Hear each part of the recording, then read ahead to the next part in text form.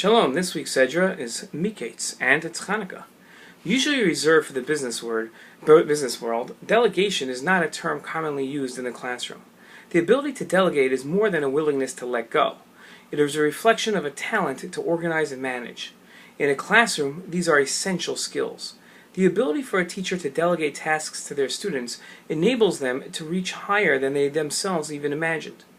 When a teacher hands a task to a student, the student gains a better grasp of the information and develops a skill to be a self-sufficient learner.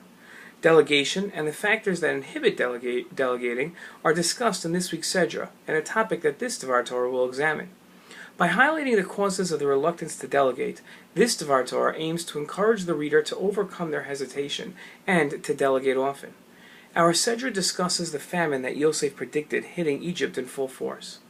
The famine progresses quickly, and while at first the land has plenty of food, the supply quickly runs low.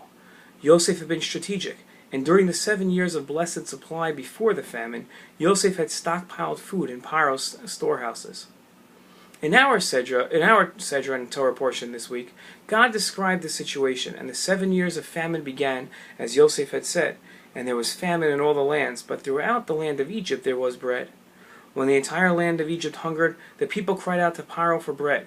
But Paro said to all the Egyptians, "Go to Yosef. What he tells you, you shall do." Paro delegated the distribution of food to Yosef. The Chizkuni, an early commentator, explained why Paro delegated this important task to Yosef, and in his explanation, the key to delegation can be found. The Chizkuni wrote that it would be a disgrace for the king himself to sell food to the people.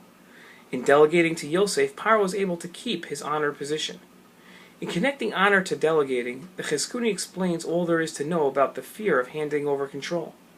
For those that aren't kings, the honor-delegation ratio works in the opposite direction. For non-royalty, honor finds itself in control and causes a hesitation to delegate. In order to delegate, a person must recognize that their honor isn't diminished by delegating, but rather, like a king, is raised.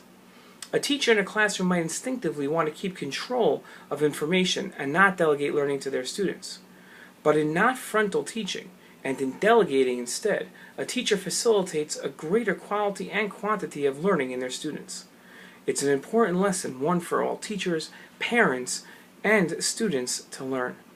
Shabbat Shalom, and a Freilich and Hanukkah.